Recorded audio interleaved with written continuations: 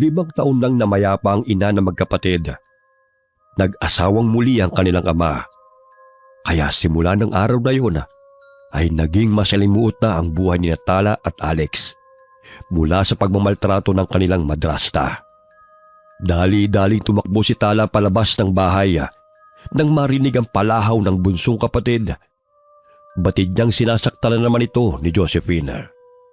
Ilang beses ko nang sinabi sa'yo na ihiwalay mo ang puti sa dekolor.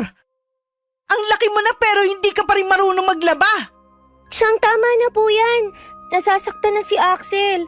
'Di ba? Sinabi ko naman na ako na huwang maglalaban ng damit niyo mamaya. Tinatapos ko lang po ang pagluluto. Hindi pa nga nakakapagpahinga si Axel matapos mag-igib ng tubig eh. Ngayon, inuutusan niyo na naman na maglaba. Anong gusto nyo? Tutunganga na lang kayo? Nagdadahilan ka pa talaga, no? Palibhasa ang tamad niyong magkapatid. Bunso, halika rito. Tumahan ka na, ha? Ate, ang sakit ng likod ko. Ang lakas ng pagkapalo niya. Abay, magsusumbong ka pa talaga sa kapatid mong isa ring tatanga-tanga. Mamaya, isusumbong ko kayo sa tatay nyo. Diyan ka naman magaling eh.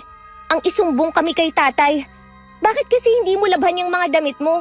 Hindi yung utos ka ng utos. Tapos magagalit ka kapag hindi nabanlawan ng maayos. Imbes na maghilata ka buong araw, tulungan mo rin kami sa gawaing bahay. Aba, sumasagot ka na ngayon, ha? Ano bang pinagmamalaki mo, ha? Sinabunutan ni Josephine ang anak-anakan niyang si Tala at pinagsasampalang dalagita. Malakas niya itong itinulak kaya't natumba ito sa lupa. Chang, ate, tama na. Lalaban ko na lang po ulit ang damit mo, Chang. Kahit laban mo pa yan ng paulit-ulit, hindi mo na maibabalik ang dating kulay niyan. Dahil natalsikan na ng Clorox. Palibhasa ang bobo mong paliwanagan eh. Hindi marunong umintindi. Alam mo naman pala ang dapat gawin eh. Bakit inuutos mo pa kay Axel? Bakit hindi na lang ikaw ang maglaban ng mga damit mo para hindi ka puro reklamo? Gusto mo dagdagan ko pa ang sugat sa mukha mo? Mamaya makikita ninyo. Isusumbong ko kayo sa tatay nyo dahil hindi nyo ako nire-respeto. Respeto ba ka mo? Hindi yun nararapat ibigay sa'yo. Dahil hindi mo rin kami nire-respeto bilang tao. Mas masahol pa sa hayop kung ituring mo kaming magkapatid. Lahat naman ng utos mo ay sinusunod namin ah. Nagbabait-baitan ka lang kung nandito si tatay. Lumalabang ka na ngayon ah. Gusto mo bang kalbuhin kita? Eh talaga namang walang yaka eh. Ewan ko ba kung anong nagustuhan ni tatay sa'yo? Walang-wala ka sa kalingkingan ni nanay. Bukod sa masama ang ugali mo, malaki pa yung mga mata mo. Kaya siguro nakikita mo ang lahat ng pagkakamali namin ni Axel. Kaso nga lang, ang pagkakamali mo, hindi mo napapansin. Abay, sumusobra na yung kabastusan mong babae ka. Gusto mo bang palayasin ko kayong dalawa rito? Ikaw ang lumayas dahil bahay namin to. Wala kang karapatan dito. Hoy, asawa ko ng tatay nyo. Kaya may karapatan ako sa pamamahay na to. Nang mamatay ang walang kwenta nyong ina, ako na ang nagpapasaya sa tatay nyo. Kaya magdahan-dahan ka sa pagsasalita mo sa akin, bata ka, ha? Nagpapasaya? Puro sakit lang ng ulo ang ibinibigay mo eh. Puro hingi rito, hingi doon. Kaya nga dapat na sa amin mapunta ay sa'yo na lahat. Ambisyosa ka kasi. Anong sabi mo? Bastos kang bata ka! Nandidilat pa ang mga matang nilapitan ni Josephine si Tala at muling sinabunutan. Gayon na lamang ang pag-awat ni Axel sa dalawa habang umiiyak.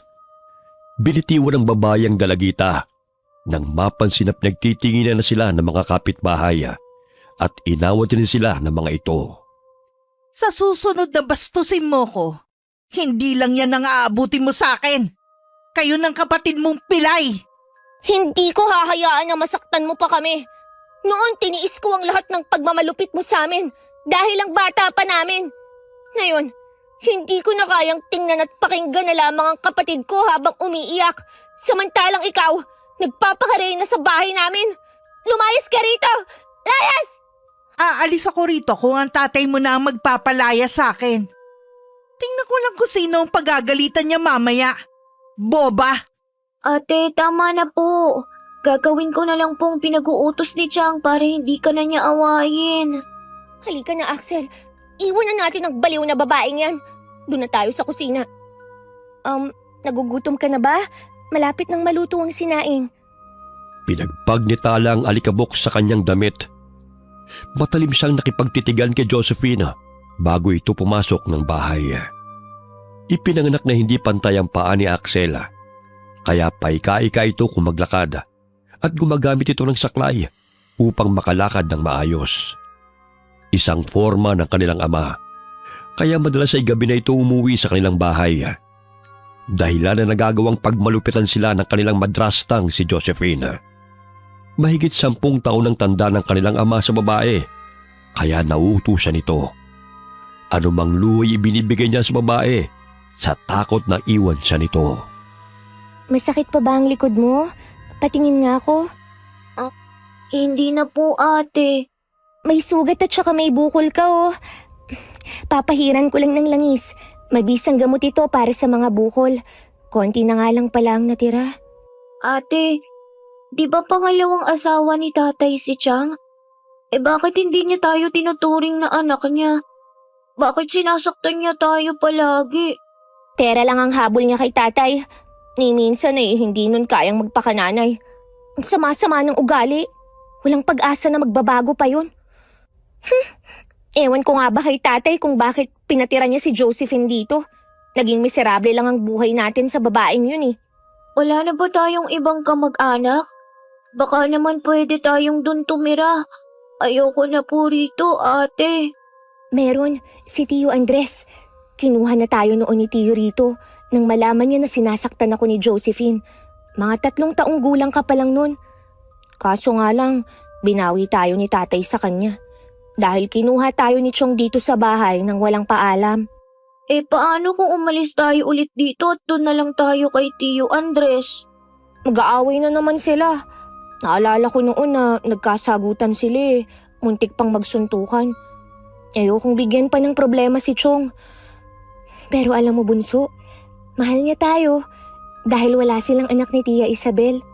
Malaki na tayo, ate. Pwede na tayong pumunta sa bahay nila.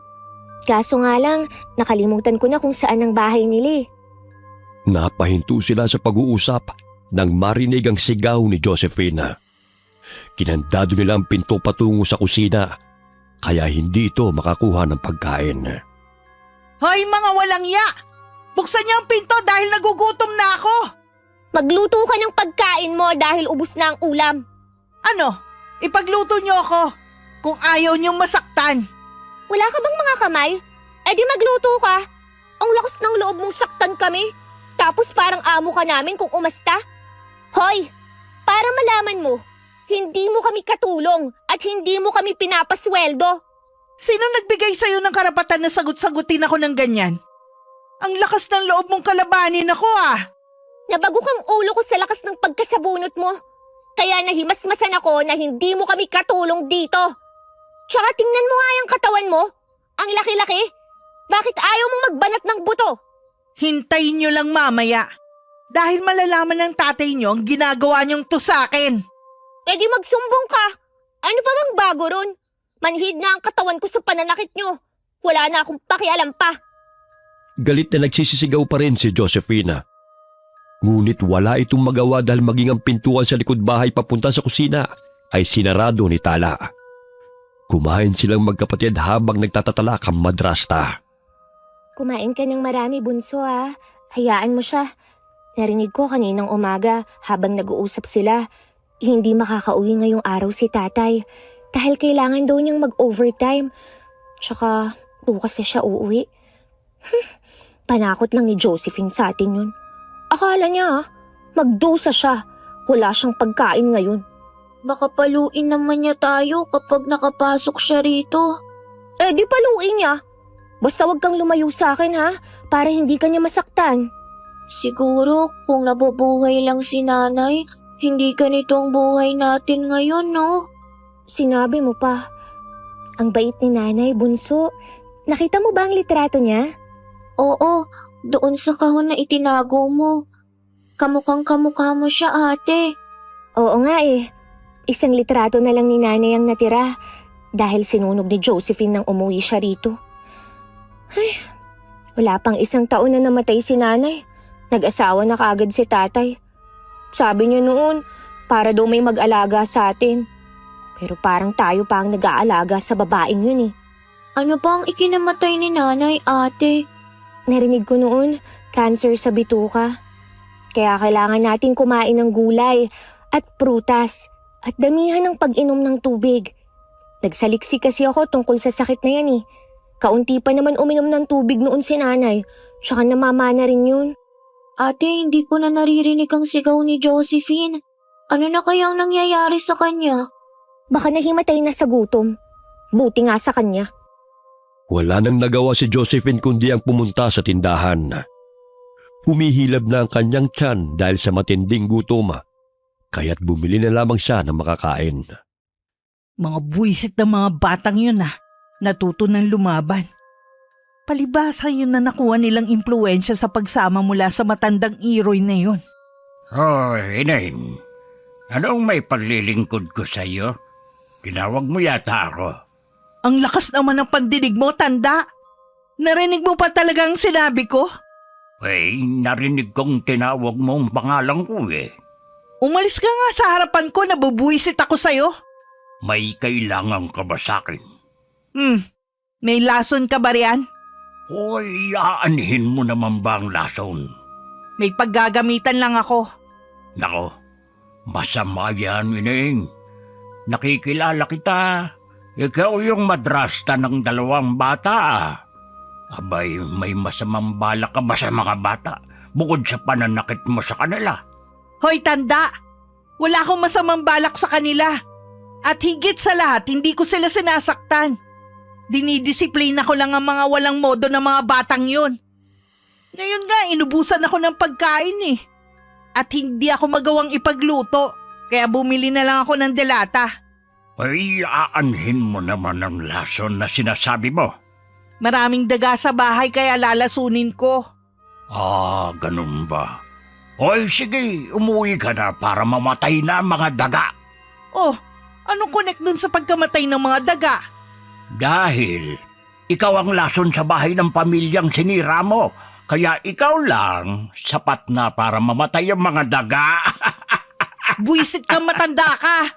Hinay-hinay ka sa pananalita mo, Ineng. Baka ikapahamak mo yung matabil mong dila. Ang baho-baho, makaalis na nga rito. Padabog na nilisan ni Josephine ang tindahan. Pangising tinatanaw siya ni Lolo Iroy habang humihit-hit ng tabako. Totoo nga ang sumbong ng mga bata. Masama ang ugali ng babaeng yun. Kawawang Tala at Axel. Ilang sandali pa'y sumulpot sa tabi ni Lolo ang magkapatid. Niyakap nila ang matanda dahil mahigit 1 linggo itong hindi nagpakita sa kanila. Naging malapit sila kay Lolo dahil noon pa man, ito na ang takbuhan nila nung mamatay ang kanilang ina. Lalo na si Axel na sakitin noon. Si Lolo Iroy na ang gumagamot sa bata. Lolo, ang tagal mong hindi napagawi rito Saan ka ba nang galing? Sa kabilang baryo, may ginamot kasi pong kinulam. Namiss ka po namin, Lolo. Kumain na po ba kayo? Ay, oo, iya. May dala pala akong prutas dito. Sa katunayan, gusto kong ibigay sa inyo itong guyabano. Ay, salamat po, Lolo. Nakasalubong ko yung madrasta ninyo. Abay, ang talim lang dila. Mag-iingat kayo sa kanya dahil wari ko, may masamang balak yun sa inyo. Huwag basta-bastang kumain ng pagkain na inihahain ng kung sino. Opo, Lolo. Ay, siya nga pala. Konti na lang po yung langis na ibinigay niyo sa akin. Meron pa po ba kayo riyan? Marami pa naman. O ito, sa inyo na tong 1 bote.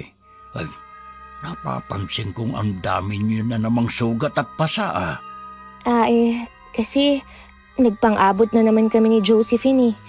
Pero lumaban na po ako. Hindi pwedeng alipustahin na lamang niya kami ni Axel. Hindi hinahayaan ng mga ganyang klaseng tao. Gusto niyo bang bigyan natin siya ng leksyon? Anong leksyon, Lolo?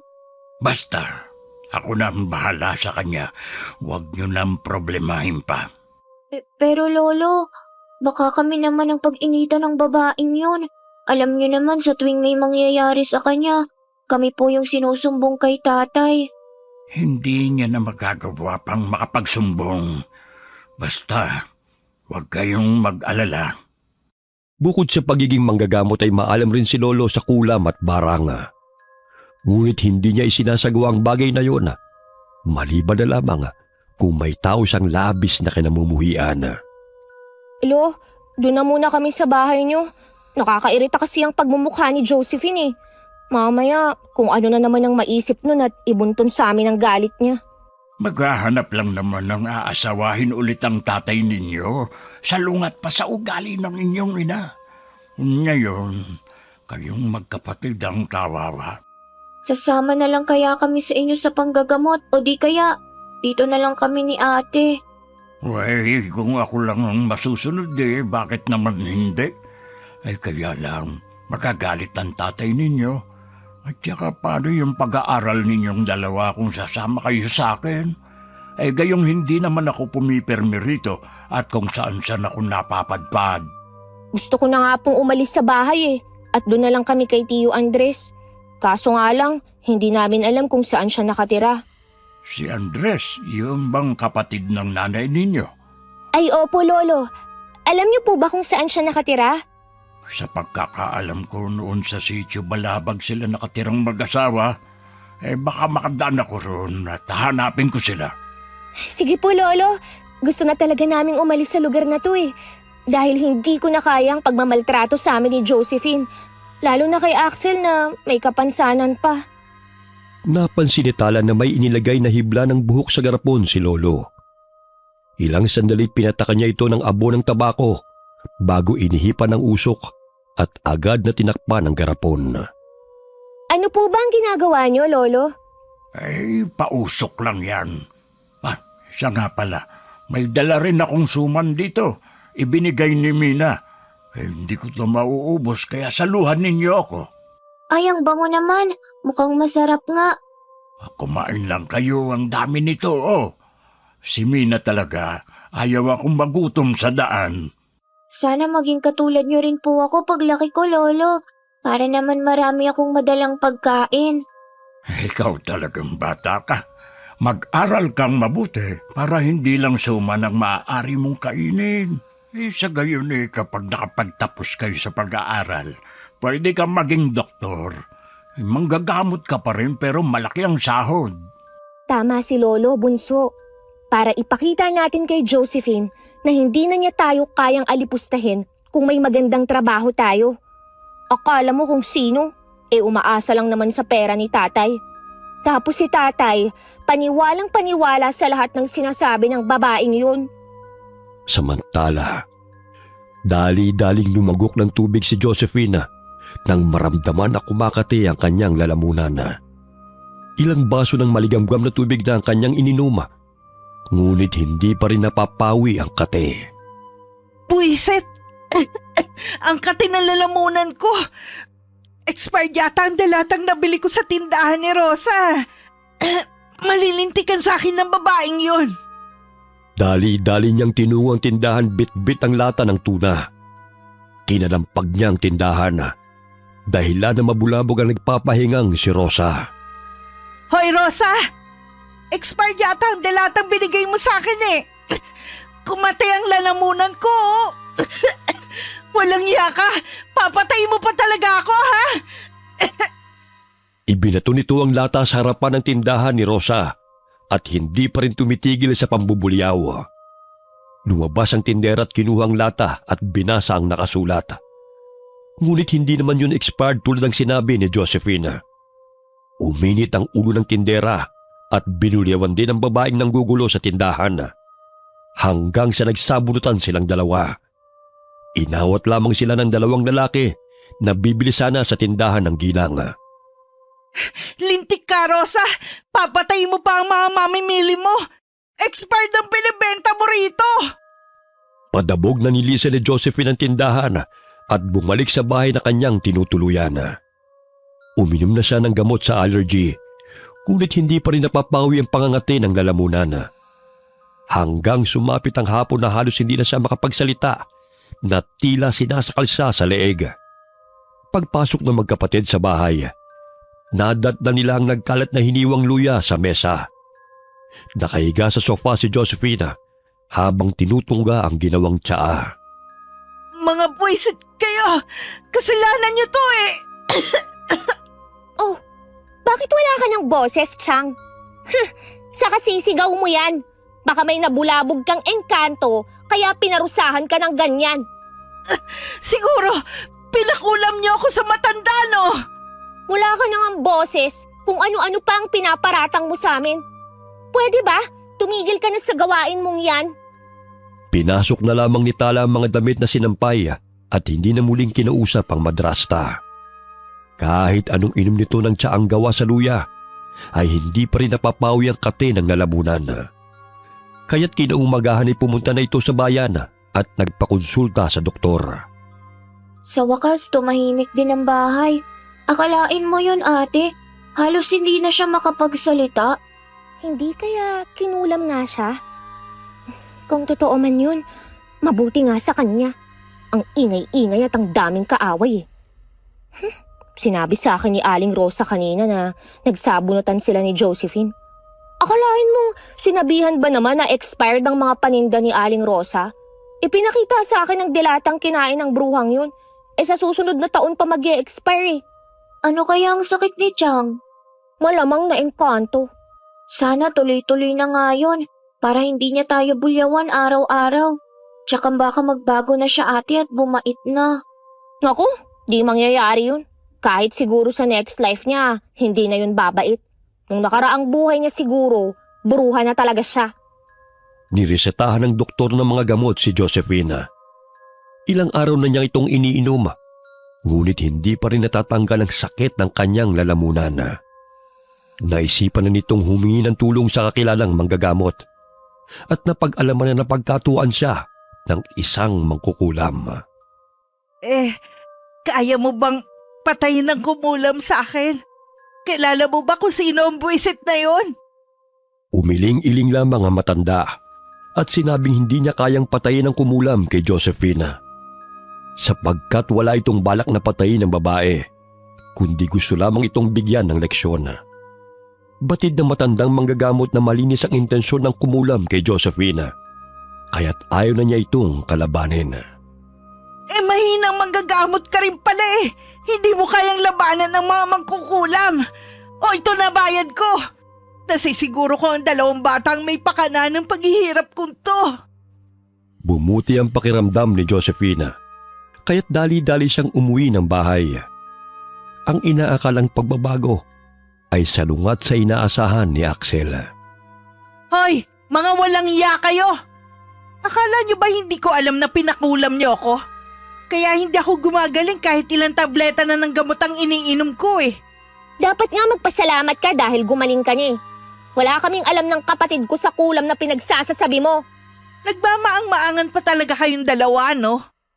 Hindi naman malabo yon dahil madalas niyong kausap ang mabahong matanda na si Iroy. Sa dami ng nakalaban mo sa baryong to, kami pa talaga ang paghihinalaan mong pinakulam ka? Di sana, kung kami nga ang may pakana nun, dati pa namin ginawa yon. Hala, lumayas kayo rito mga demonyo kayong magkapatid. Akala niyong dalawa palalampasin ko ang ginawa niyo sa akin, ha? Lumayas na kayo bago ko kayo patayin. Hindi kami lalayas dito. Bahay namin to, kaya ikaw ang umalis. Bahay ko na to simula nang dalhin ako ng tatay niyo rito. Kaya bago ko kayo pagbuhuling dalawa, lumayas na kayo. Ayoko na makita pa ang pagmumukha niyong magkapatid, mga demonyo. Nanlilisik ang mga matang kinaladkad ni Josephine si Tala palabas ng bahay habang sumunod si Axel sa kanila. Kung meron magdemonyo sa pamamahay na to, ikaw yung Josephine! Kulang na lang tubuan ka ng sungay dahil sa sama ng ugali mo! Palabang ka talagang bata ka, ha? Kaya dapat sa'yo kalbuhin eh. Matapang ka eh. Ang tagal ko na nanggigigil sa'yo. Bitawan mo ang ate ko! Wala kang karapatan saktan kami! Aray!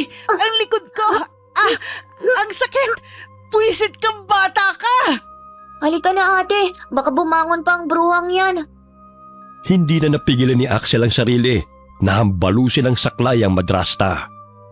Namilipit ito sa sakit na nabitiwan si Tala, kaya't nagkaroon ng pagkakataon ng magkapatid na makalayo. Dinampot ni Tala ang ilang damit na nagkalat sa lupa at dali-daling tumakbo. Salamat, Bunso, sa pagtatanggol sa akin.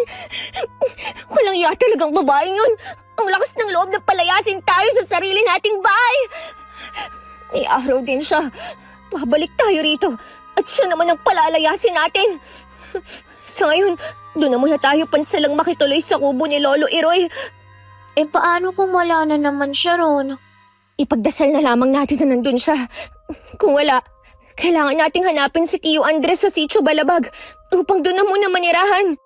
Kahit na magsumbong tayo kay tatay na pinagmamalupitan tayo ni Chang, lalabas pa rin na tayong dalawang may kasalanan dahil kakampihan na naman yung bruhang babaeng yun. Konting iyak at drama lang ni Josephine, bumibigay agad si tatay. Wala na tayong magagawa pa, kaya hayaan na natin siya. Pinuntahan ng magkapatid ang kubo ni Lolo Iroy. Ngunit wala roon ang matanda at hindi nila alam kung kailan ang balik nito. Napagpasya nilang maglakbay patungo sa Sitio Balabag kung nasaan ang address ng tiyuhin. Ate, wala tayong pamasahe. Paano tayo makakapunta kina Tiyo? Pwede naman tayong makisakay eh. 'Di ba madalas naman nating ginagawa yun kapag wala tayong baon papuntang paaralan? Ate, mahal pa ba tayo ni tatay? Kasi parang si Chang na lang ang palagi niyang kinakampihan eh. Tapos wala na siyang pakialam sa atin. Nabilog na kasi ng babaeng yun ang ulo ni tatay. Kaya kailangan nating magsumikap para makapagtapos sa pag-aaral.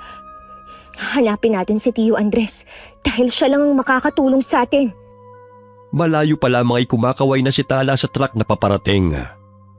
Nakiusap sila sa driver na kung maaari makisakay sila hanggang sa Sitio Balabag. Ngunit ayon sa driver ay hindi rin ang kanyang patutunguhan. Bagamat maaari niyang ibabang dalawa sa kalsada patungo sa baryong yon. Sige po, Manong. Ayos na po yun. Makikisakay na lang tayo ulit sa ibang sasakyan na dadaan, ate. Yun na nga ang gagawin natin. O siya, dahan-dahan sa pag-akyat ha. Baka madulas ka. Nakisakay sa likod ng truck ang magkapatid, palayo sa baryo kung saan sila nakatira. Halos 40 minuto rin ang kanilang nilakbay bago huminto ang truck sa kalsada. Hanggang dito na lang siguro tayo. Dahan-dahan lang, Bunso ha. Marami pa kayang sasakyan ang napapadaan dito? Siguro. Manong, maraming salamat po sa pagpapasakay sa amin ha. Mag-ingat po kayo. Ngumiti ang driver sa kanila at muling pinaandar ang truck. Umpo sa gilid ng daan ng magkapatid hanggang sa mapansin na may sasakyan na dumaan. Subalit nilagpasan lamang sila nito. Sayang naman ayaw tayong pasakyan. Marami-rami pa naman sigurong sasakyan na mapapadaan. Maghintay lang tayo. Ate, parang uulan. Kailangan muna nating sumilong. Naku, ngayon pa talaga umulan. Pumasok na muna tayo sa gubat upang kumuha ng dahon ng saging. Ang lakas ng kulog at kidlat. Natatakot ako, ate. Ngayon lang ako muli nakalabas ng baryo, Bunso. Magtanong-tanong na lang tayo sa mga tao kung saan ang Sitio Balabag. Ate, parang may dumitila sa paa ko. Baka ahas. Namilog ang mga mata ni Tala nang makita ang mabangis na baboy ramo na nasa kanilang tabi. Kaya't hinila niya ang kapatid palayo sa hayop na yun at nagsimula na silang tumakbo sa loob ng kagubatan. Kasabay ng pagbagsak ng malakas na ulan ay tumatakbo sila upang takasan ng dalawang baboy ramo na humahabol sa kanila. Ate, wag mo ko iwan! Ayoko maging pagkain ng mababangis na hayop! Ang saklay mo! Huwag mong bibitawan ha! Pwede mo yung ihambalo sa kanila! Ate, malapit na sila! Kakagatin na niya ako! Akin na ang isang saklay mo at ihahampas ko sa kanila! Shoo! Lumayo kayo sa amin! Shoo! Shoo! Dumampot ng bato si Axel at inihagi sa dalawang baboy ramo na lumulusob sa kanila. Patuloy silang tumatakbo kahit hindi nila alam kung saan patungo. Hanggang sa makarating sila sa maliit na kuweba at doon sila sumilong. Nasaan na kaya tayo? Malayo-layo na ang tinakbo natin. Mamaya, may mga ahas sa kuwebang ito. Ate, nakakatakot naman ang lugar na to. Sinasabayan pa ng malalakas na kidlat at kulog. Anong lugar na kaya ito? Ayun, parang may napapansin akong tao. Sundan natin siya, bunso. Dito na lang tayo, ate. Natatakot ako. Mas nakakatakot sa madilim na kuwebang ito. Baka mamaya, may malaking ahas palang nakatira sa loob at lamunin pa tayo ng buo. Halika na, sundan natin ang taong yun. Baka may mga pamamahay rito na mahihingan natin ng tulong. Parang kakaibang mga baboy rami naman yung humahabol sa atin. Namumulang mga mata at nakakatakot ang itsura. Siyempre, gutom sila at tayo ang kanilang pagkain. Kaya halika na. Tutal, basang-basa naman na tayo eh. Kailangan nating maabutan ng taong yun. Kahit malakas ang ulana, ay sinundan ng magkapatid ang tao. Tinatawag nila ito, subalit parang hindi nakaririnig. Bingi kaya siya? Kanina pa natin siya tinatawag pero hindi pa rin niya tayo naririnig. Siguro. Kaya kailangan na natin siyang maabutan. Kay bilis pa naman niyang maglakad. Ate, pagod na ako. Magpahinga na muna tayo. Hindi pwede. Baka mawala siya sa ating paningin. Ang bilis pa naman niyang maglakad. Ipapasa na lang kita. Dito ka na sa likod ko. Napansin ng dalawa na dumaan sa kawayang tulay ang taong kanilang sinusundana. Kaya't dahan-dahang lumakad si Tala sa tulay hanggang sa makaabot siya sa dulo.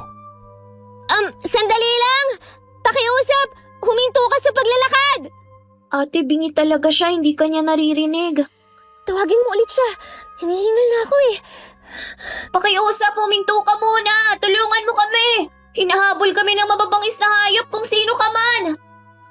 Napalingon na matandang babae sa kanilang kinaroroonan at napakunot noo. Bahagyang napaatras si Tala nang mapansin ang malapad na bibig nito. Tao kaya siya o aswang? Nakakatakot ang itsura niya. Shh! Huwag kang maingay. Ako na ang kakausap sa kanya. Mga bata, anong ginagawa niyo rito? Manang, hinahabol po kami ng mababangis na hayop eh. Kaya napadpad po kami rito. Sa katunayan, sinundan po namin kayo. Nagbabaka sakaling makahanap ng tulong. Pasensya na kayo dahil hindi ako masyadong makarinig. Sumama na lang kayo sa akin. Basang-basa na kayo ng kapatid mo, oh. Sige po, Manang. Salamat po ah. Malapit na ang bahay namin. Pagpasensyaan niyo na kung hindi ko kayo narinig kung tinatawag niyo man ako. Medyo mahina ang pandinig ko eh. Manang, may mga aswang po ba rito? Sinabi niyang mahina ang pandinig niya, di ba? Kaya huwag ka nang magtanong. Ay, oo nga pala. Ilang sandali pa'y may naaninaw silang kubo. Mula sa bintana ay may nakasilip na dalawang babae na animoy kasing edad ni Tala. Nandito na ang bahay namin. Pumasok na kayong dalawa. Maraming salamat po. Mali na ang pangalan ko. Ako po si Tala at itong kapatid ko si Axel. Halina kayo. Huwag na kayong mahiya. Yan pala ang dalawang mga anak ko. Sina Clarita at Clara. Kambal sila. Magandang araw sa inyo.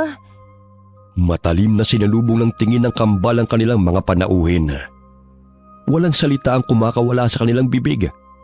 Ngunit tanging pagtango at senyas ang bati nila sa magkapatid. Umupo na muna kayo rito, ha? At kukuha lang ako ng damit na pamalit ninyo. Huwag na po, Aling Malina. May damit po kami ni Axel. Mabuti at hindi nabasa ng ulan dahil nakasilid sa plastic. Magbibihis lang po kami ha. Diyan sa kwarto. Pwede kayo magpalit ng damit.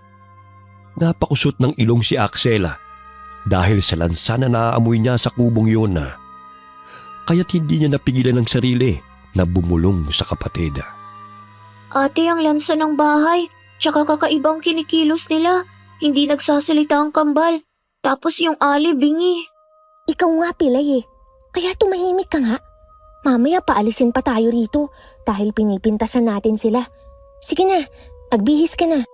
Tapos yung bunganga nila, bakit ang laki?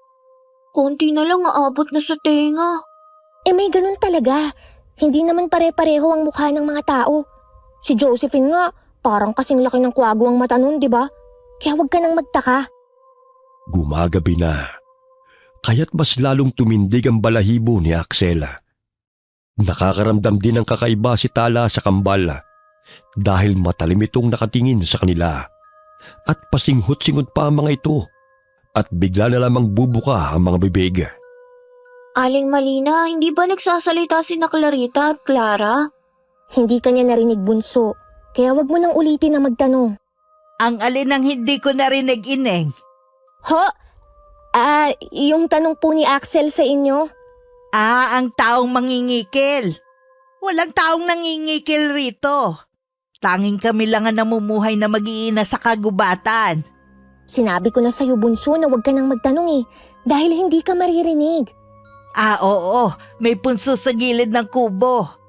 Tsaka naririnig ko naman ang mga sinasabi ninyo Sige po, Aling Malina. Napakamot ulo na lamang ang magkapatid dahil hindi sila magkaintindihan. Iba ang kanilang tanong, iba naman ang sagot ni Malina. Kaya hindi na muling nagtanong pa ang dalawa. Maya-maya'y inihain ng babae ang kanilang hapunan. Inihaw na karne at sopas. Dahil sa matinding gutom, ay agad na sinunggaban ni Axel ang karne. Subalit iniluwa niya ito ng malasahan ng dugo. Parang hilaw pa pong karne, Aling Malina. Bakit mo naman iniluway ang karne? Hindi ka ba nasarapan sa luto ko? Pwede po bang isalang ulit sa apoy? Dumudugo pa kasi. Akin na nga yan, bunso.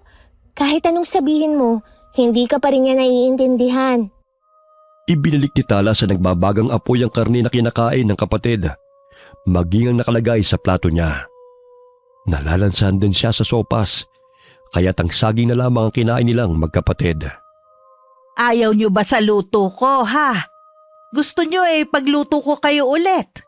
Huwag na po kayong mag-abala, Aling Malina. Ayos na po kami ni Axel sa saging. Hindi lang po kami sanay sa malasadong pagkaluto Ate, grabe, sarap na sarap ang kambal sa karne kahit di pa masyadong luto. Alam mo ate, parang hindi sila normal na tao. Umalis na lang kaya tayo rito. Mahinang bumubulong si Axel sa kapatid. Sa tuwing kinakausap naman ni Tala ang babae, ay sumisenya siya upang maintindihan siya nito. Nangangamoy na ang karne. Kunin nyo na at sunog na, Ayoko nang kumain ate, nawalan na ako ng gana. Busog na ako sa saging. Busog na po kami. Ibibigay na lang po namin sa kambal yung karne.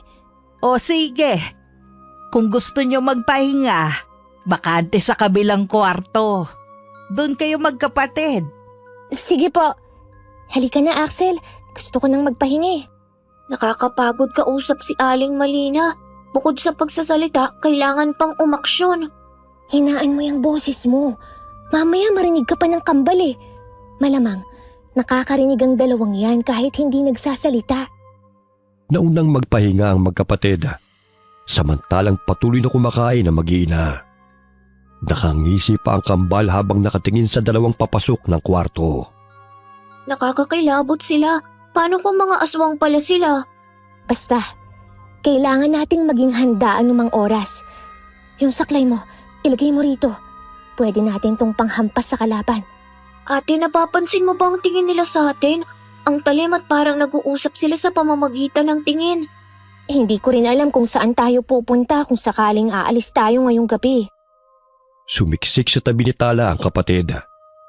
Ramdam niya ang takot nito, kaya't niyakap na lamang niya si Axel. Pwede ka nang matulog. Babantayan kita, bunso.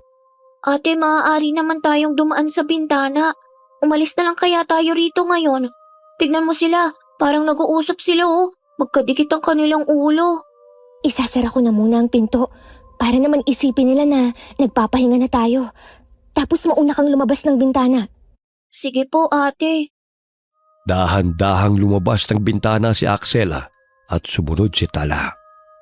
Nasabit pa sa pako ang suit niyang damit, dahilan na hindi siya kaagad nakababa ng bintana. Ano ba to? Kung kailan ka nagmamadali, doon pa masasabit ang damit ko sa pako. Ate, dalian mo na riyan. Sandali lang.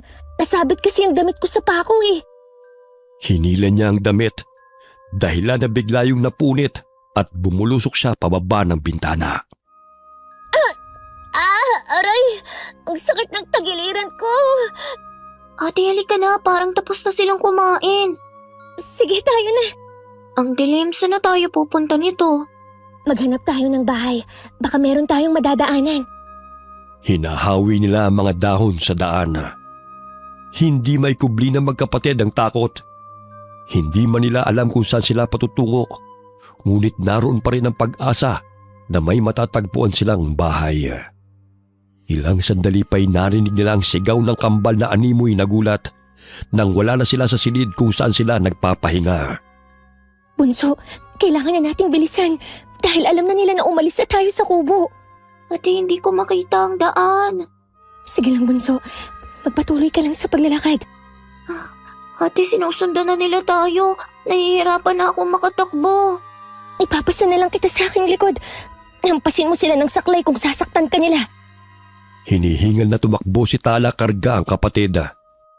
Nakaramdam siya ng pagod, kaya't saglit silang napahinto sa malaking puno ng akasya. Nagtago sila sa malaking ugat ng puno at pasilip-silip na tinatanaw ang mga sumusunod sa kanila. Tangi ang liwanag ng buwan na nagsisilbi nilang ilaw. Napatampal sa bibig ang dalagita nang maninag ang kambal na may bit-bit na palakol. Malapad ang ngisi ng mga ito habang ginagala ang paningin sa paligid. Bunso, mga aswang nga sila. Basta huwag kang lumikha ng ingay ha. Hawakan mo ng mabuti ang saklay. Yan lang ang maaari nating panlaban sa kanila. Natatakot ako, ate. Baka mahuli nila tayo. Shhh! Papalapit na sila. Mahahanap pa rin namin kayo kahit saan man kayo magtago. Gusto niyo pang makipaglaro sa amin, ha? Nakita mo ba si Clarita? Hindi pa. Pero alam kong hindi pa nakalalayo ang mga yon. Doon banda ka maghanap at dito naman ako. Kailangan bukas ay may kakatayin ulit tayo. Sariwang karne na naman ang kakainin. Karne! Gusto ko ng karne ng tao! Pigil hininga ang magkapatid habang nagkukubli sa ugat ng puno. Mahigpit na hinawakan ni Tala ang saklaya upang ihampas yun sa mga aswang na naghahanap sa kanila. Hindi ko sukat akalain na ito ang kahahantungan natin, Bunso. Pero lalaban tayo. Ate, paano kung mahanap nila tayo? Shh! May paparating. May anino, nakita niya tayo. Nandito lang pala kayo nagtatago? Walang nakakatakas sa teritoryo namin. Kay dali lamang na makahanap ng pagkain. Kusang lumalapit. Lumayo ka! Hindi kita uurungan! Aba, matapang ka ha? Pero hindi na uubra sa akin yan. Dahil tatagtarin ko yung katawan mo at magiging almusal ka na kinabukasan.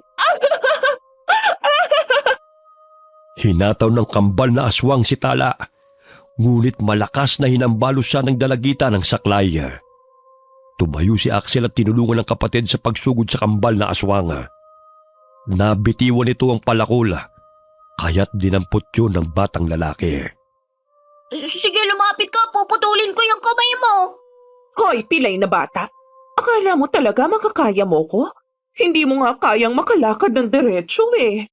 Huwag mong insultuhin ng kapatid ka! Etong saya! Ay, ang mata ko, ang sakit! Ito pa! Tanggapin mo!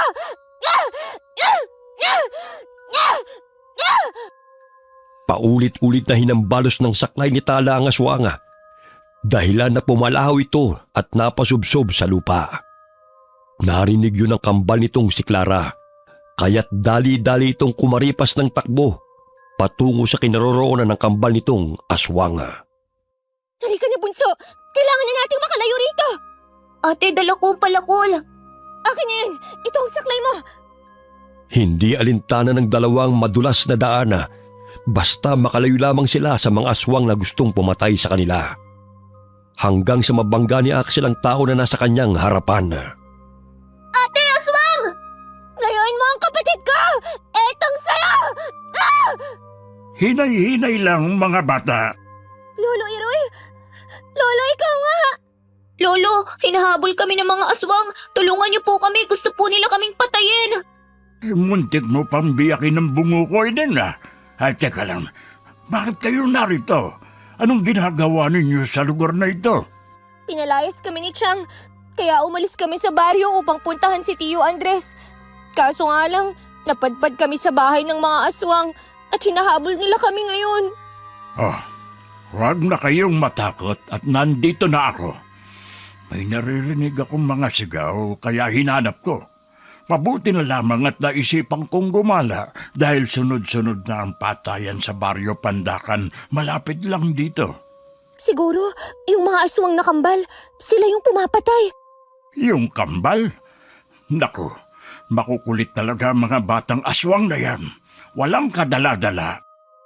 Biglang sumulpot ang kambal na aswang sa kanilang harapan. Kaya't nagtago silang magkapatid sa likod ni Lolo. Nandito na naman kayo. Sinabi ko na sa inyo na sa susunod na magtagpo ang ating mga landas, ay hindi ko na kayo palalampasin. Ibigay mo sa amin ng mga bata. Kami ang unang nakakita sa kanila kaya sa amin sila. Paano kayo nakasisiguro na sa inyo nga sila? Mga apo ko ang mga batang ito. Apo? Paano nangyari yun? Gayong hindi mo naman sila kasamang pumunta sa bahay. Napakasinungaling mo, matanda ka. Ibalato mo na sa akin ang mga batang yan para hindi na manggugulo. Ako pa talaga ang tatakotin ninyo, ha? Gusto nyo sigurong mabingirin katulad sa nanay nyo, no? Nasaan siya at bakit hinahayaan niya kayo magpagala-gala, ha? Tinanggal ni Lolo ang buntot ng pagi sa kanyang bewang at paulit-ulit na hinambalo sa kambal na aswang. Aray! Tama na, tanda! Ang sakit! Aray! Aray! Walang iya kang matanda ka! Ubod ka ng pakialamero! May araw ka rin sa amin! Sa susunod, ikaw ang gagawin naming pagkain! Hahalukain ko ang laman loob mo! Tandaan mo yan! Lumapit kayo kung gusto ninyong makuha mga batang ito. Sige, lapit! Aray! Ang sakit! Magkikita pa tayong muli, tanda! Ngunit sa pagkakataong yun, sisiguruhin ko luluhod ka sa harapan ko! Kumaripas ng takbo ang kambal na aswang dahil sa takot sa matandang manggagamot. Sinalubong sila ng kanilang ina na nooy nag-aabang sa daan. Sumama na muna kayo sa akin. Hindi pa ako maaaring makaalis sa baryong ito dahil sunod-sunod na salot ang nangyayari dito. Pwede po namin kayong tulungan ni Axel, Lolo. Basta turuan niyo kami sa mga dapat naming gawin. Ang mag-inang yun ay hindi pangkaraniwang mga aswang. Mabuti na lamang at nakatakas kayo sa kanila. Siguro kung hindi kami nakaalis ng maaga ni ate, marahil naging ulam na nila kami. Mabuti na nga lang po, malakas ang kutob ni Bunso eh. Ay siya, sumunod na kayo sa akin upang makapagpahinga na kayo. Ang dami ninyong galos oh. Ang tatalas kasi ng mga talahib. Sigurado ko, mas marami ang sugat ni ate sa paa. Ngayon ko lang naramdaman ng hapdi. Malayo po ba rito ang tinitirhan niyo, Lolo? Malayo-layo pa. May ginamot din akong bata malapit lang dito eh. Ay, sigurado akong ang inang aswang ang may kagagawa ng paghina ng bata. Hinihigop niyang enerhiya ng biktima hanggang sa mamatay. Mamaya ay gagamutin ko rin kayo dahil nararamdaman ko ang negatibong enerhiya na pinadapo niya sa katawan ninyong dalawa. Malalim na ang gabi nang makarating sa tinutuluyang bahay sina Lolo at ang magkapatid na Axel at Tala. Agad na ginamot ng matanda ang mga sugat ng dalawa. Maglalaga lang ako ng daon ng bayabas para mahugasan yung mga sugat ninyo. Ang sakit ng paa ko sa katatakbo. Mabuti na lang po at dumating kayo, Lolo. Ano po bang klaseng aswang sila? Aswang sa gubat ang maginang yun. At kayang magpalit ng anyo bilang hayop kailanman nila nanaisin. Palipat-lipat sila ng tirahan upang makapambiktima. Hindi sila pumipirme sa iisang lugar lamang. Bingi po ang nanay nila, Lo. Napansin ko parang napigtas po ang isang tenga nun. Ako ang may kagagawan kung bakit nabingi ang babaeng yon. Nahuli ko siya sa silong. Bibiktimahin sana niya yung bagong silang na sanggol. Nagkataon, napadaan ako. Kaya nagpambuno kaming dalawa. Nasaksak ko siya sa tenga, ngunit nakatakas siya. Sayang. Kaya pala. Mali na po ang pangalan niya. Mas nakakatakot pa ang mga anak niya kaysa sa kanya. Makukulit ang mga batang yon. Kahit matanda hindi pinapalampas. Oo siya, kumukulo na ang nilagang dahon ng bayabas. Ihalo nyo na yan sa tubig sa timba para makapaglinis na kayo ng katawan. Nagsindi ng kandila si Lolo at sinindihan ng insenso. Sabay sambit ng mga kataga. Ilang sandali pa'y pinausok niya yon sa kabuuan ng bahay at muling ibinalik sa altar. Kumuha siya ng baga mula sa kalana at inilagay sa bao ng nyoga. Binudburan niya yon ng insenso at mga tuyong halamang gamot. Inilapag niya yon sa paanan ng magkapatid hanggang sa kumapal ang usok. Hayaan niyong itaboy ng usok ang negatibong enerhiya na dumapo sa inyong katawan. Lo, ano po ba ang mangyayari kung hindi po kami mapausukan at maitaboy ang negatibong enerhiya? Unti-unti kayong magkakasakit. Mahiwagang mahikang itim ng mga aswang. Kayang-kaya kayong patayin sa pamamagitan ng hangin o di kaya'y simpleng paghawak lamang. Hinihigop nilang enerhiya ninyo sa pamamagitan nun nakapagbibigay sa kanila ng lakas. May mga damit ako dyan. Magpalit na muna kayo. Ang laki ng damit, parang pari na ako nito. Lalaban ko na lang bukas yung mga damit natin. Pagpasensyahan nyo na muna mga damit ko. Bukas manghihiram tayo sa mga kakilala ko rito para namang komportable kayo. Ayos na sa akin, Tolo. Huwag nyo na po kaming problemahin pa. Siya, magpahinga na kayong mga bata. Mamaya tapos na rin ang sinasagawa kong orasyon. Hayaan na lang nating umusok yung insenso para maitaboy ang mga masasamang enerhiya. Bago matulog ay pinahira ni Tala ng langis ang kanilang mga sugat upang maibsan ang hapdi. Awang-awa si Lolo Iroy sa magkapatid. Kaya't napagpasan niya ang pansamantalang kupkupi ng dalawa hanggang naroon sa lugar na yon. Kinabukasan, nagising ang magkapatid sa ingay ng mga manok sa paligid. Gising na pala kayong mga bata. Halina kayo't nang makapag-almusal na tayo. Aray, ang sakit ng mga binti ko. Ang sakit din ng buong katawan ko. Sa layo ba naman ang tinakbo nyo Halina kayo rito para naman mabawasan na yung pananakit ng katawan ninyo. May tiyaan na gawa sa malunggay rito, Lo, may bahay rin pala kayo rito? Pwede bang dumito na lamang kami hanggat hindi pa namin nakikita si Tio Andres? Oo naman. Nagpatayo na ako ng kubo dito dahil madalas naman ako nang gagamot dito.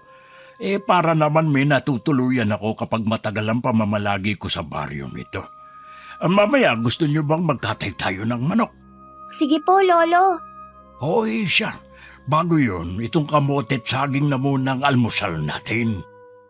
Napasigaw si Tala nang biglang may dumungaw sa bintana. Naglalaway pa ito at nanlilisik pa ang mga mata. Lolo, may aswang! Aswang? Ay, bata ka Tinubuan ka na ng nerbiyos. Lumayo ka sa akin! Alis! Alis! Si Lily Nining, kapitbahay natin. Hindi siya aswang. May sakit lang siya pero mabait yan. Lily? Akala ko ang kambal na aswang na. Masayahin niyang si Lily. Natuwa lang siguro nang malaman niya na may bagong salta dito sa baryo. Bakit naglalaway siya?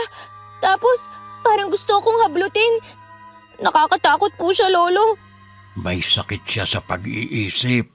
Parang 5 taong gulang na bata sa kabila na 40 na ang edad niya. Ay, hindi siya nananakit. At sa katunayan, mapagmahal siya sa mga bata. Grabe naman ang mga naninirahan dito sa baryo. Kung hindi aswang, mapagkakamalan pang aswang. Halika na, kumain ka na rito. Nalipasan ka na ng gutom Habang kumakain, pumasok si Lily sa kubo at nanghingi ng makakain sa kanila. Tumatawa pa ito habang nakangiwi ang mukha. Etong kamote oh. Gusto mo bang balatan ko para sa'yo? Gusto niyang makipagkaibigan sa'yo, Eling. Oo nga po, Lolo. Mabait naman po pala siya. Baka gusto niya ng saging, marami pa oh. Lolo, malayo po bang sitio Balabag sa baryong to? Oo, 3 baryo pa ang lalakbayin bago makarating doon. Ay, ang layo pala. Ang problema lang sa atin ay ang transportasyon. Madalang ang sasakyan, lalo na nang sinalakay na mag-inang aswang ang mga sasakyan na dumadaan sa kalsada. Kaya kung lalakarin aabutin ng 4 na oras o higit pa bago makarating doon. Dito na lang po muna kami, Lolo, para may katuwang ka sa panggagamot. Buhat na makarating ang mag-iinang aswang dito sa baryo hindi na tumitigil ang krimen at mga sakit. Kailangan kong puksain ang mga aswang na yon bago ko lisanin ang baryong ito. Kawawa ang mga tao, lalo na mga kabataan at buntis. Turuan niyo po kami sa mga dapat gawin, Lolo, para naman po maging handa kami sa muli nilang paglusob. Ang pangit ng itsura nila, ang laki ng mga bunganga. Dumito na muna kayo. Pupunta lang ako sa kabilang bahay. Titignan ko ang kalagayan ng bata. Kagabi halos tumirik ng mata nun Mabuti na lang at naagapan ko. Sige po, Lolo. Lumabas ng bahay si Lolo bitbit ang basket na naglalaman ng mga halamang gamot. May nakitang makabuhay na halaman sa papag si Axel, kaya kinuha niya yon. Ate Tala, di ba pangontra din itong makabuhay na halaman sa aswang? Ilalagay ko to sa saklay ko. Oo, napapaitan sila sa halamang yan. Para hindi na sila makalapit sa atin, itatali ko lang to sa saklay ko. Maya-maya'y lumabas ng bahay si Lily, habang hinawakan sa kamay si Tala. May gusto itong sabihin, ngunit hindi ito makapagsalita ng diretsyo. Umaaksyon lamang ito at agad namang naintindihan ng dalagita. Tingnan mo siya, Axel. Parang kinikwento niya na nakita niya kung paano patayin ng bata. Sinaksak at kinain ng laman. Hindi ko lang sigurado kung anak niya o ibang bata ang tinutukoy niya. Siguro kung hindi tayo nakatakas sa mag-inang aswang na yon, tsak tad-tad ng mga katawan natin. Ang baho ng hininga nila, yun bang parang kanal? Ay nako, ligpitin na muna natin ang mesa. Sandali lang, Ate Lily ha. Maglilinis na muna kami ni Axel. Tumango ang babae at umupo sa bangko. Mababanaag ang saya nito sa mga mata habang kinakausap si Tala. Para bang magkakilala na sila noon pa man. Ayan na rin pala si Lolo, may bitbit na manok. Hoy, hindi pa pala nakauwi ito si Lily. Mukhang masaya siyang kasama kayo Kumusta na po ba ang batang pinuntahan niyo, Lolo? Ayun, magaling na. Ito ngang manok, binigay ng kanyang ama.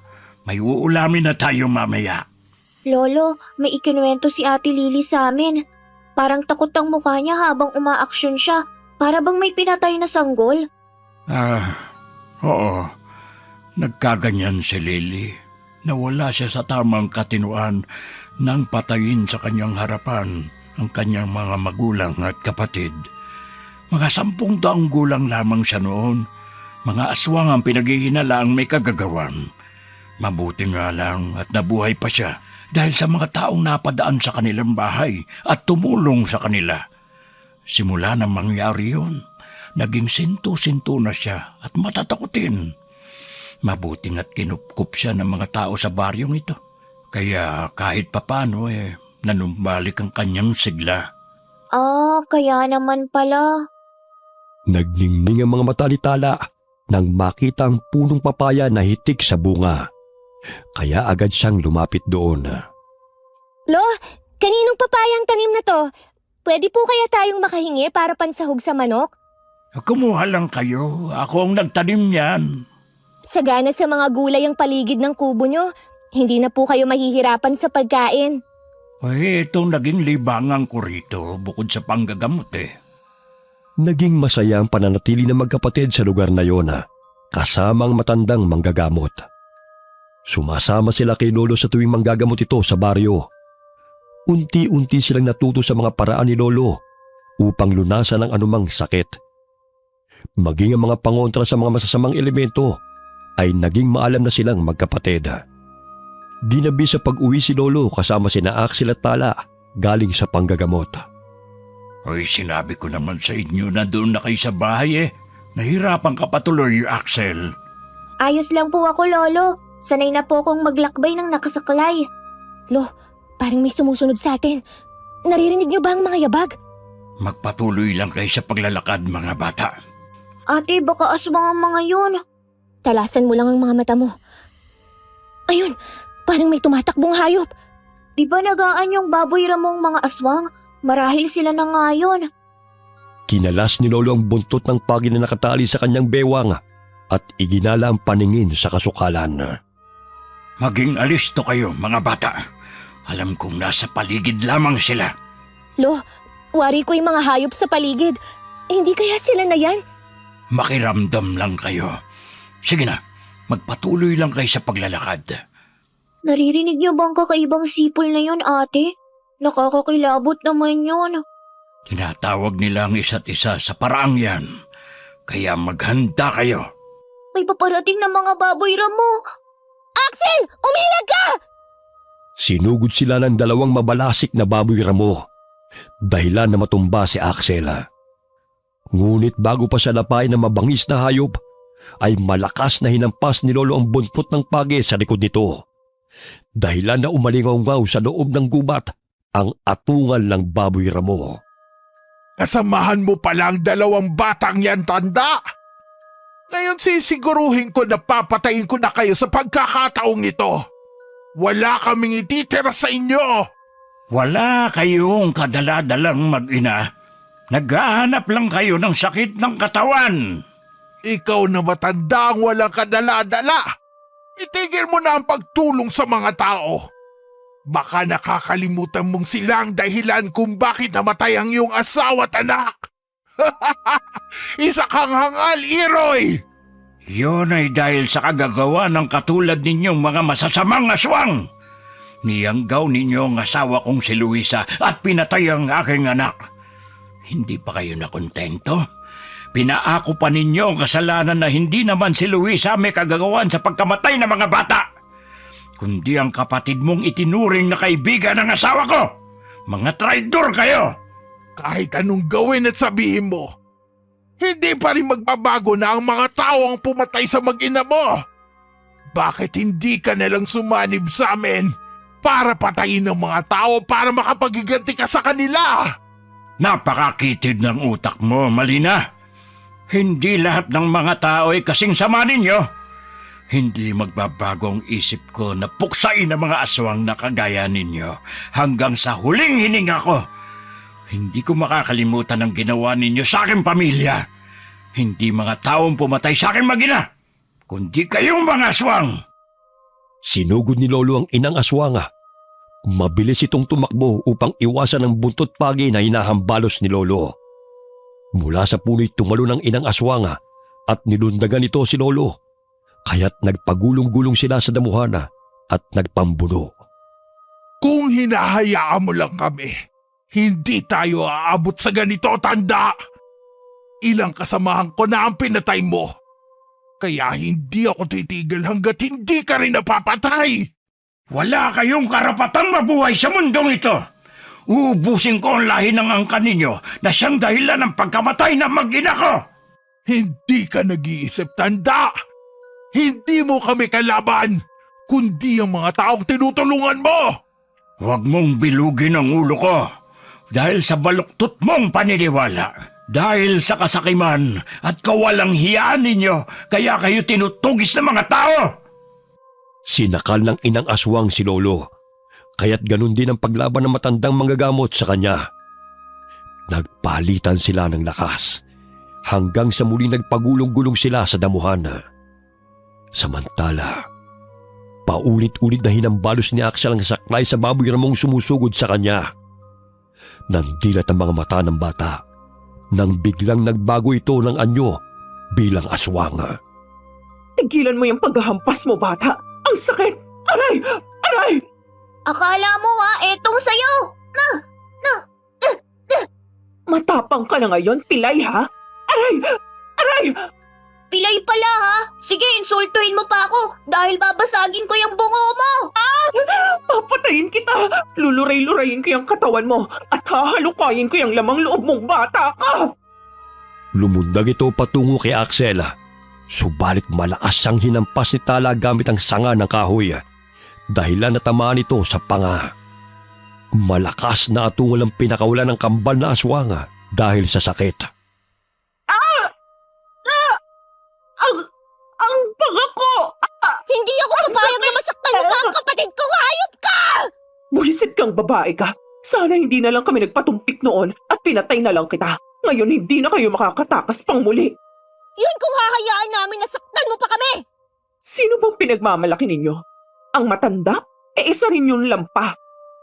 Muling sinugod ng kambal na aswang si Tala. Ngunit muli siyang hinampas ng dalagitan ng hawak nitong sanga at sinabuyan ng asin sa mata. Aray! Ang mata ko! Axel, magtago ka na, bunso! Ako nang bahala rito! Pero ate, Sige na! Hanggat may oras ka pang makalayo rito! Ako na ang bahala sa walang yang aswang na to! Kinuha ni Tala ang tansong patalim at paulit-ulit na sinaksak sa tagiliran ng kambal na aswang na si Clara. Aray! Itigil mo yan! Titigil lang ako kung hindi ka na humihinga! Kayo ang pumapatay sa mga tao sa baryo! Lalo na sa mga inosenteng bata! Kaya dapat lang sa inyo ang mamatay! Nay! Tulong! Tulong! May rason kung bakit kami naligaw ni Bunso sa baryong ito! Yun ay ang puksain ng mga kagaya niyong mga aswang! Hindi kayo magtatagumpay! Muling inunday ng saksak ni Tala sa dibdib ang kambal na aswang na si Clara. Pasinok-sinok ito habang humahango sa paghinga at unti-unting binabawian ng buhay. Napalingon ang dalagita sa kinaroroonan ng kapatid nang marinig ang sigaw nito. Tutong! Kinakalagkat ako ng kakambal na aswang! Aray! Aray! Si Axel! Kinala ng aswang! Kailangan ko silang sundan! Ang kapatid ko, Diyos ko! Pinatay ng kapatid mo ang aking kambal. Pwes papatayin din kita. Bitiwan mo ako, aswang! Ang sakit ng likod ko! Ate! Tulong! Hindi ka na maabutan ng kapatid mo ng buhay. Maging ang babaeng yun, papatayin ko. Salbahe ka! Bitawan mo ako! Tanging ang sigaw na lamang ng bunsong kapatid ang sinusundan ni Tala. Nadulas pa siya sa daan dahil ang dilim ng paligid. Hanggang sa muli niyang marinig ang boses ni Axel. Malapit lang sila rito! Ayun sila! Bitawan mo ako, pangit! Pipitiwan lang kita kung patay ka na. Isasama kita sa mga kalansay na tinipon namin ni Clara. Hoy! Bitiwan mo ang kapatid ko! Ang bilis mo rin palang tumakbo Mabuti naman na sundan mo kami. Dahil isasama rin kita na ihuhulog sa hukay ng mga kalansay. Magsasalita pa sana ang aswang na si Clarita. Ngunit inihagis ni Tala ang tansong patalima at bumaon yun sa kanang dibdib ng kalaban. Aray! Natamaan ko siya! Bunso! Bunso, nasan ka na? Ate, nandito ako. Hindi kita makita. Umangon si Axel at paika-ikang lumayo sa aswang na nooy na mimilipit sa sakit. Naninag ni Tala ang kapatid na nooy nagkukubli sa kahoy. Kaya't dahan-dahan niya itong nilapitan. Bunso! Halika doon tayo! Kailangan na nating makaalis dito! Nasisinghot ko ang masangsang na amoy. Sigurado akong dito nga ang imbakan nila ng mga bangkay. Ate, may nakuha akong matigas na bagay. Ito. Buto yan ng tao, Bunso! Ay, pero pwede naman tong panghampas sa kanya. Nabitawan ko kasi ang saklay ko. Magtago na muna tayo. Mamaya susulpot na naman ang aswang na yun eh. Napatay mo pa talaga ang kapatid niya? Siguro, nanghihina na yun nung iwan ko eh. Sige, magtago kayo! Pero hindi na kayo makakalayo pa!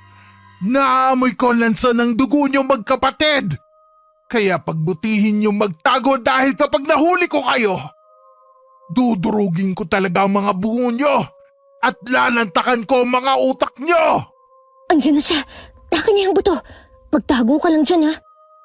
Nanginginig ang katawan ni Axel habang nagkukubli sa likod ng puno.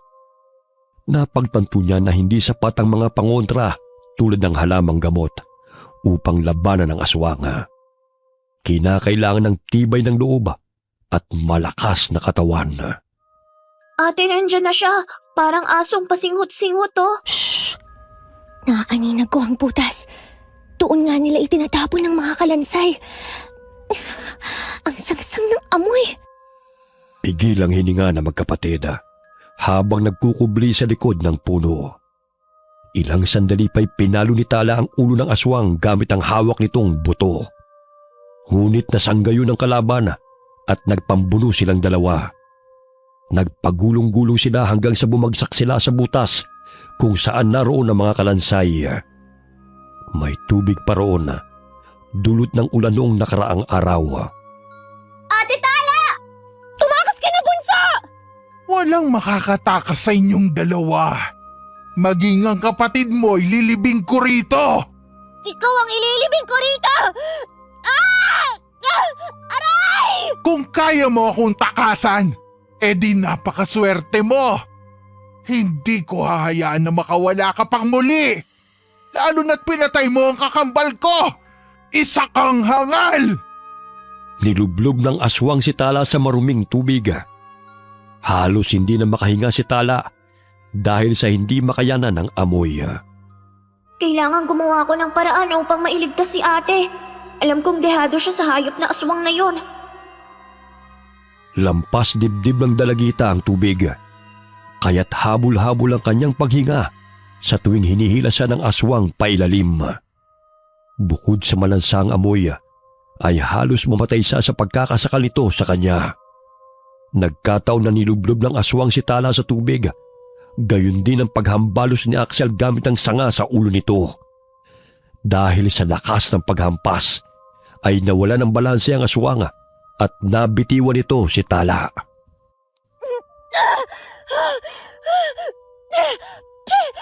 Ang langsa ng tubig! Bunso, nasan ka na? Ate, nandito ako! Abutin mo tong sanga para makaahon ka riyan! Nawala ng malay ang aswang, kaya bilisan na natin! Eto, abutin mo! Maghanap ka ng mas mahaba pa riyan! Nadudulas sa kamay ko eh! Sige, sandali lang. Akala mo makakatakas ka pa, ha? Papatayin kitang babae ka! Kailangan ko ng sandata. Pwede na tong bungo. Malakas na pinukpok ni Talang nakapanyang bungo sa ulo ng aswang dahilan na napatras ito. Kumuha rin ng buto ang aswang at naghampasan silang dalawa. Etong sayo! Akala mo talaga hindi kita lalabanan, ha? Ikaw ang nababagay na ilibing dito kasama ng mga kalansay! Isasama kita! Hindi kita mapapatawad sa pagpatay mo sa kapatid ko! Eh kung nagpapakabait kayo, sana hindi nyo aabutin to! Ate, ito na. May nahanap na akong baging abutin mo. Hoy bata! Huwag ka nang mag-aksepa ng panahon dahil maging ikaw isasama ko rito! Halika rito! Dahil ikaw ang isasama ko sa mga biniktima niya! Umigop ng hangin si Tala bago lumublob sa tubig. Hinila niya ang paa ng aswang, kaya't natumba ito at kinampay nito ang mga kamay. Tingnan ko lang kung makakahinga ka pa. Ang daldal mo eh. Higupin mo ang lahat ng tubig para tumahimik ka na. Ate, ano nang nangyayari dyan? Ayos lang ako rito, bunso. Huwag mo na akong alalahanin. Patay na ba ang aswang, ate? Konti na lang siguro. Malulunod na to. Ilang sandali pa'y tumigil ang aswang sa pagkampay ng kanyang mga kamay.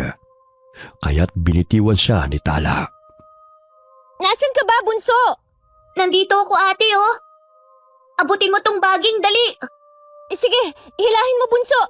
Ang dulas pa naman ng lupa. Sige pa. Konti na lang. Ay, ang bigat mo, ate. Ay, salamat, bunso. Muntik na ako mapatay ng aswang na yan. Halika na, balikan na natin si Lolo. Saan tayo dadaan? Ang dilim-dilim. Parang sa bandang kaliwa. Hindi ako sigurado pero subukan na lang natin. Ay, ang baho! Grabe! Nakakasuka ang lansa ng tubig. Doon nila itinatapon ang mga kalansay ng mga biktima nila. Saglit silang napatigil sa paglalakad. Nang may naaninaw ng mga taong naglalakad na animoy may hinahanap. Nagulat sila nang biglang sumulpot sa kanilang harapan ng lalaki at kinaladkad si Tala sa pag-aakalang siya ang aswang. Aray! Bitiwan mo ako! Hindi ako aswang! Ano hindi?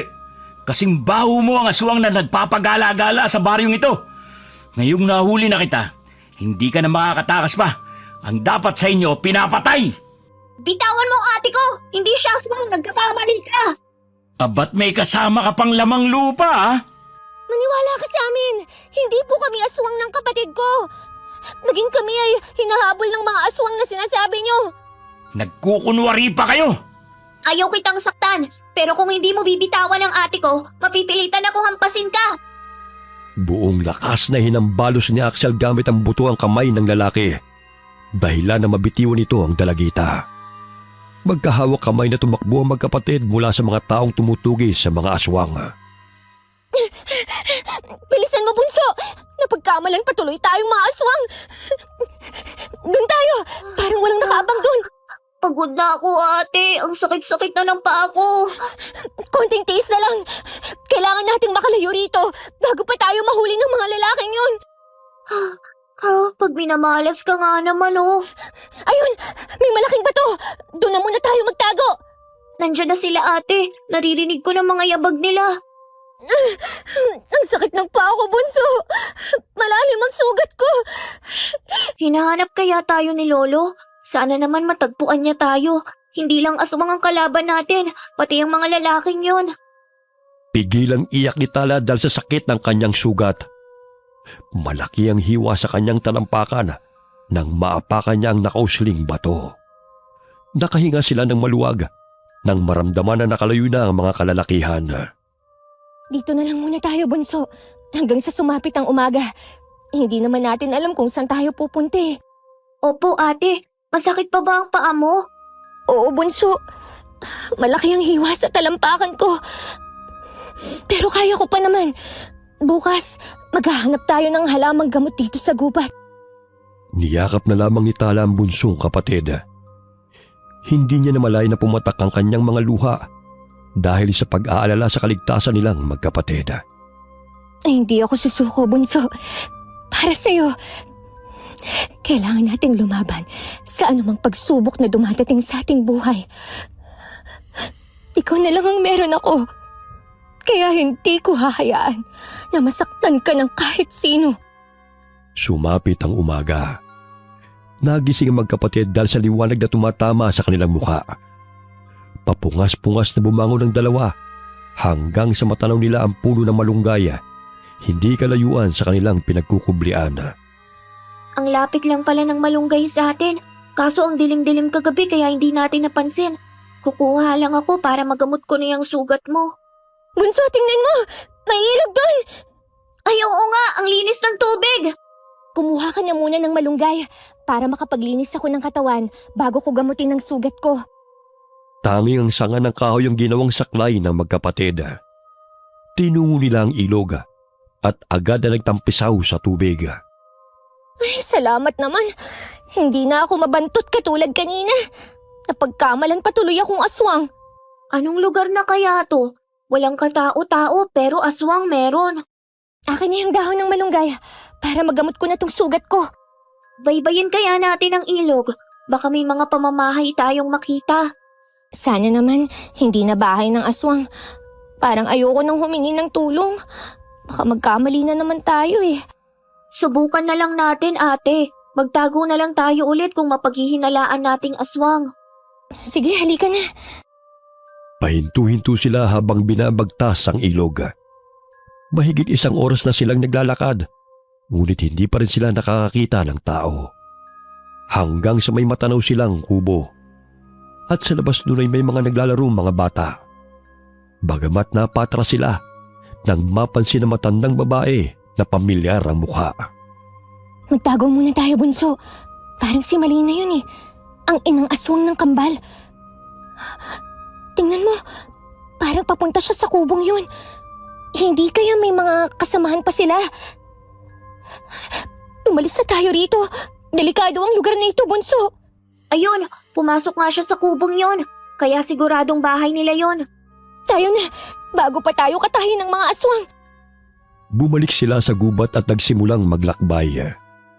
Muli nilang nadaanan ang hukay kung saan sila naglaban ng kambal na aswang. Lumitaw pa ang ulo ni Clarita na nooy wala ng buhay. Doon tayo, Bunso.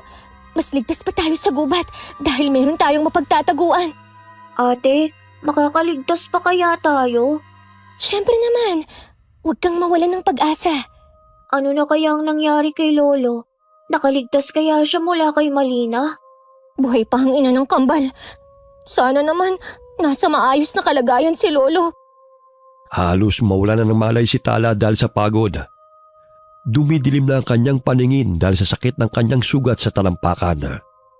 Bigla na lamang siyang natumba, kaya't impit na iyak ang ginawa ni Axel dahil sa nangyari sa kapatid. Ate, gumising ka!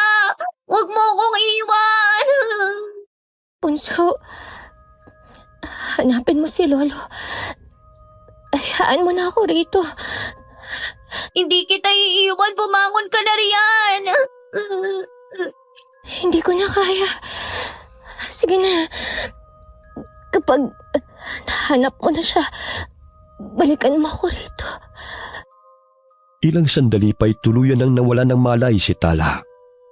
Maya-maya'y may dumaang mag-ama na nangangahoy, kaya tinulungan sila ng mga ito. Napabalikwas ng bangon si Tala nang maramdaman na may dumampi sa kanyang mukha. Lolo?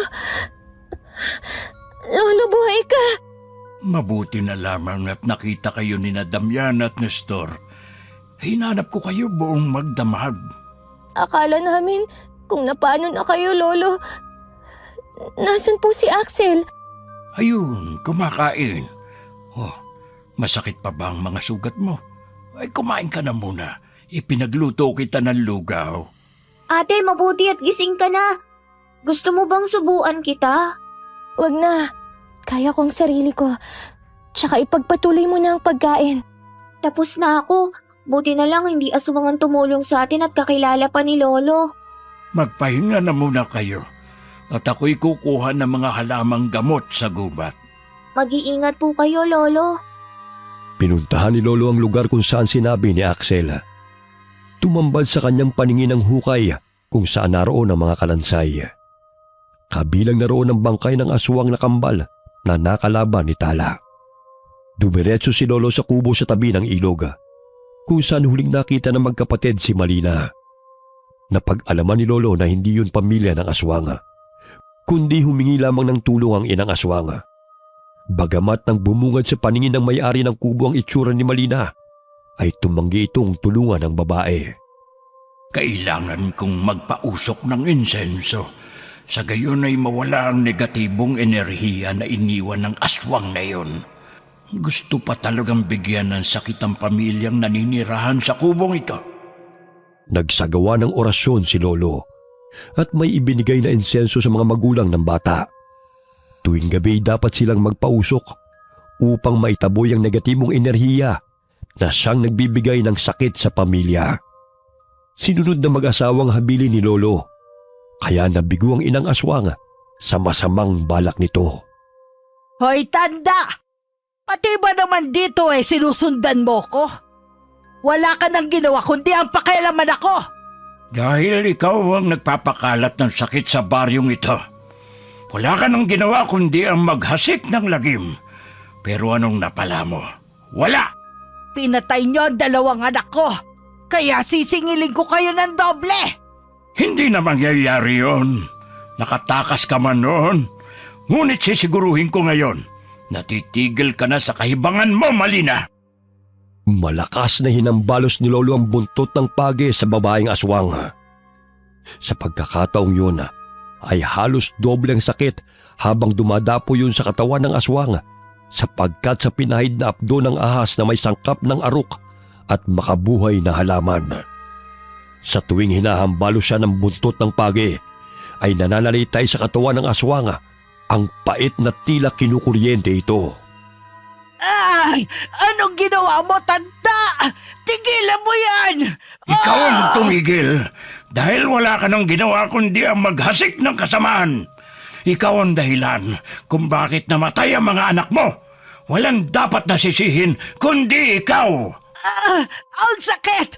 Tama na!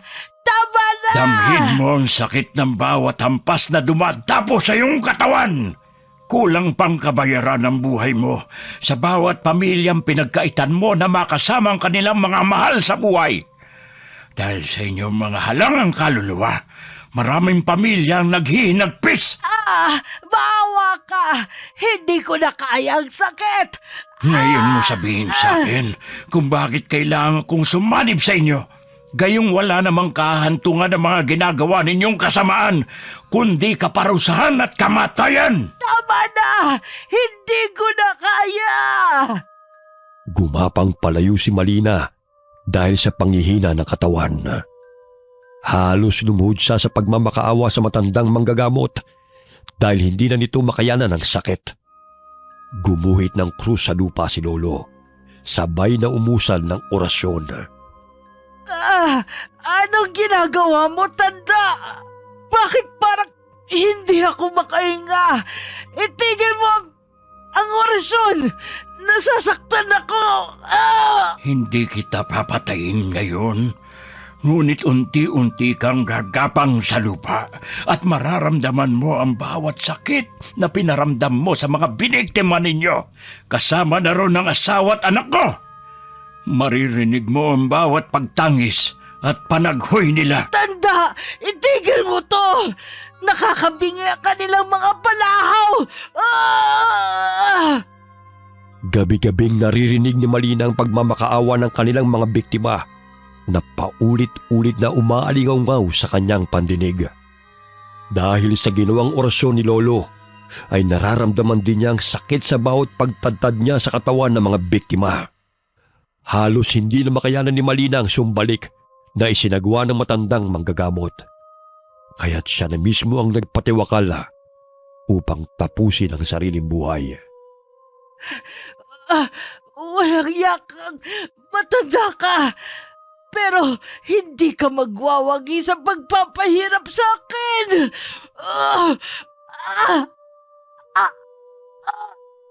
Dilat ang mga matang natagpuan ng mga mangangahoy ang bangkay ni Malina na nakasabit sa puno, habang mahigpit na nakapulupot ang baging sa leeg nito.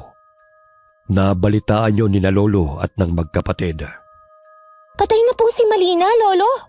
Oo, Iha. Mabuti na yun upang hindi na mamuhay sa takot ng mga tao. Baka naman nabaliw dahil namatay ang mga salbahe niyang anak, Lolo. Hayaan na natin sila. Bukas na bukas, hahanapin natin ang Tio Andres ninyo.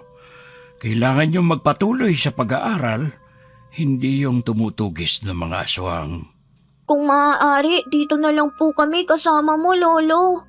Hindi pwede, dahil kung saan-saan ako napapadpad at hindi ko kayo maaalagaan ng maayos. Maghahanap po ako ng trabaho, Lolo. Doon na kayo sa tiyo ninyo. Maaalagaan niya kayo at mapag-aaral. Huwag nang matigas ang ulo, mga bata, ha? Kinabukasan hinatid ni Lolo Andres si Natala at Axel sa sitio Balabag, kung nasaan ang tiyo ng dalawa.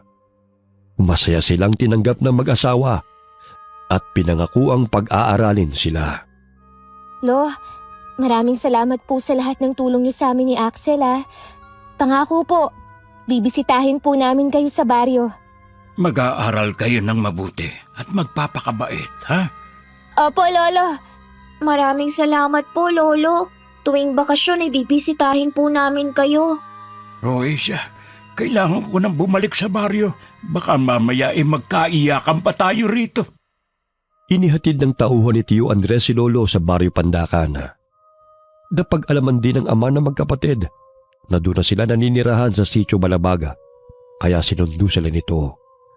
Bagamat nagmatigas ang magkapatid na bumalik sa dati nilang tinitirhan, dahil hindi na makayanan ng pagmamaltrato ng kanilang madrasta. Ngunit labis ang pakiusap ng kanilang ama sapagkat walang mag-aalaga kay Josephine dahil may malubhang sakit na ito. Papauwiin niya tayo para alagaan ng babaeng yun. Gagawin na naman tayong alila. Ayoko siyang alagaan. Tapos kapag gumaling siya, sasaktan na naman niya tayo. Karma na yun sa kanya. Dahil nung malakas ang katawan niya ay alipin ang trato niya sa atin. Siguro, pinakulam na naman siya nung naging kaaway niya nun. Ate, nilalabasan daw ng mga langaw ang bibig niya at ipis. Ang sabi ni tatay kanina. Eh di kinulam nga siya. Dahil sa walang preno ang bibig nun sa pangiinsulto. Nakakita rin siya ng katapat niya. Makalipas ang ilang linggo, nabalitaan ng magkapatid na pumanaw na ang madrasta nilang si Josephine. Tila nabunutan sila ng tinik dahil wala ng mga alipusta sa kanila. Pilit din nilang kinalilimutan ang masalimuot na karanasan nilang magkapatid nung naligaw sila sa gubat at muntik nang mabiktima ng mag-iinang aswang. Okay, sana po nagustuhan niyo ang kwento ng magkapatid na sina Tala at Axel. Shoutout po tayo kay Desiree Ramos. Desiree, kamusta ka and God bless you and your family. Shoutout kina Julius Deloro at kay Jasmine Jane galing kay Jane Gonzaga. Shoutout din sa Deloro family and Royo family. Kamusta po kayong lahat? Hi kay Sharon Solero Masaga. Shoutout kay Aiko na nasa Bahrain, coming from Kaila. Hi din daw sa kuya niya at sa papa niya. Hi kay Josefina Coracha. Hi Genevieve Suko from Singapore. Shoutout kina Roshan and Jacqueline. Uy, matulog daw kayo ng maaga ha. Kung magkukwentuhan daw kayo, pabulong na lang para hindi napupuwet yung mga kasama nyo. Peace po peace. Hi kay Erica Ember from Singapore. Hi Annalyn Montanas from Jeddah, Saudi Arabia. Hi Rosalie Clemente from Abu Dhabi. Hi kay Widely Mooring. Hi kay Ami Yong. Kamusta kayo ma'am? Hi Ann Fuentes from Dubai. Hi kay Emma Merino from Antique. Hi kay Cliven Dubalan. Hi Delia Katu from Muntinlupa. Shout out kina Mr. Samuel Tubosa, Manong Dodong Tubosa, and Joy Cuevas Tubosa from Kuala Lumpur, Malaysia. Kamusta po kayo? Hi kay Elton June Iranon from Canada. Hi Nerilyn Bolongon from Saudi Arabia. Shout out kina Chanel and Dewey de la Cruz na nakikinig habang natutulog. Paano yun? Kamusta po kayo? Hi kay Richelle Adapon. Hi kay Ann Fuentes from Dubai.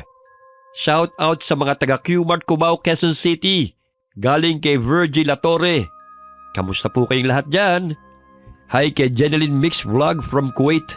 Shout out kina Oliver at Sherilyn na laging nakikinig sa atin sa Intramuros, Manila. Salamat po. Hi kay Helen Sibulan. Hi kay Rosita Ocampo from Kuwait.